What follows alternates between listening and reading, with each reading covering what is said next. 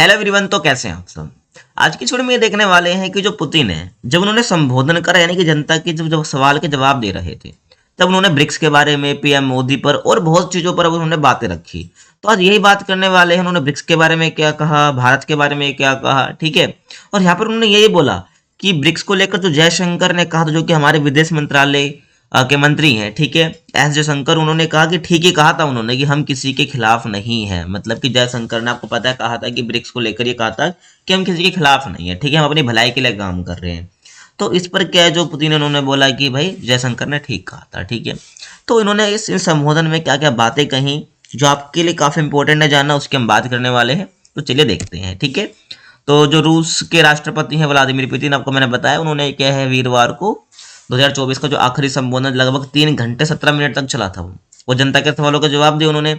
और यहाँ पर उन्होंने यूक्रेन जंग की बात करी, ब्रिक्स की बात करी, और यहाँ तक कि सीरिया की बात भी करी, ठीक है। आपको पता है सीरिया में भी तख्ता पलट हुआ है, ठीक है, जो असद की सरकार थी।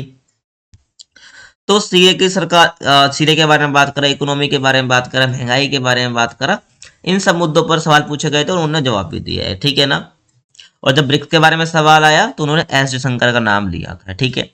तो उसी की हम बात करेंगे। तो उन्होंने ट्रंप के ऊपर भी बात करी और उसकी हम बात करेंगे कि ट्रंप पर क्या बात उन्होंने कही। तो भैया हम बात करते हैं भाई पुतिन का जो संबोधन था ना, उसकी अहम बातें क्या निकल कर आती हैं, ठीक है। देखिए, तो पीएम मोदी पर उन्होंने क्या बोला, ठीक है। तो इनके संबोधन की मुख्य बातें हैं। तो पीएम मोदी पर वो बोलते हैं कि प्रधानमंत्री मोदी के साथ मेरे अच्छे रिलेशन है, संबंध है, और एशिया में मेरे बहुत सारे दोस्त हैं, ठीक है ना, जिनमें भारत और चीन शामिल है, ठीक है ना। जब वो एशिया की बात करते हैं तो भारत और चीन का नाम वो लेते हैं कि भारत और चीन शामिल है, मेरे बहुत अच्छे दोस्त हैं, और प्रधानमंत्री मोदी के साथ मेरे अच्छे रिलेशन है, ठीक है। फिर बात आती है भाई ब्रिक्स पर उन्होंने क्या बोला।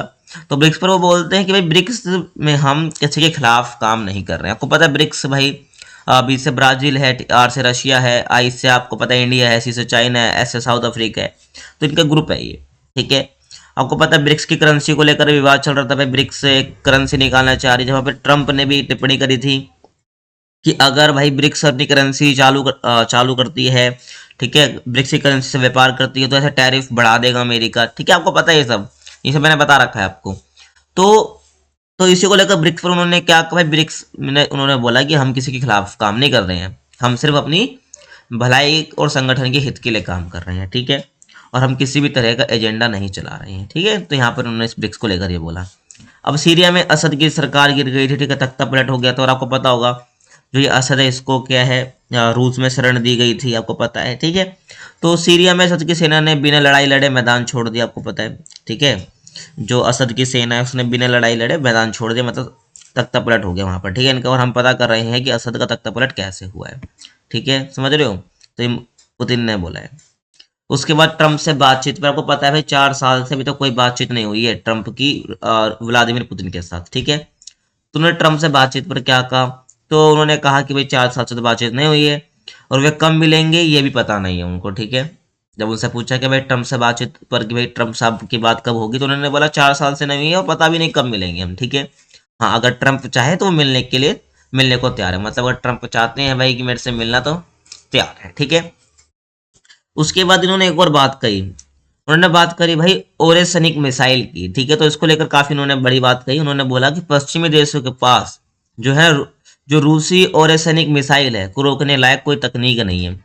मतलब जो रूस की ओरेसनिक मिसाइल है ना, उन्होंने कहा कि भाई पश्चिम जो देश है, अमेरिका हो गया, जितने भी वेस्टर्न कंट्रीज है, उनके पास जो रूस की ओरेसनिक मिसाइल है इसको रोकने का कोई लायक नहीं है, कोई तकनीक नहीं है उनके पास, ठीक है। वे इसका मुकाबला नहीं कर सकते। इन्होंने यहाँ पर ओरिसनिक मिसाइल पर कहा। फिर उन्होंने रूस की इकोनॉमी पर बात करी। तो रूस की विकास दर यूरोप में सबसे ज़्यादा है। इन्होंने ऐसा कहा कि वो जो रूस की विकास दर की हम बात करते हैं, डेवलपमेंट रेट की बात करते हैं, तो यूरोप में सबसे ज़्यादा है वो, और दुनिया में चौथे नंबर पर है, ठीक है। इन्होंने बात कही यहाँ पर। और महंगाई ज़्यादा होने के बावजूद रूस की इकोनॉमी ठीक है।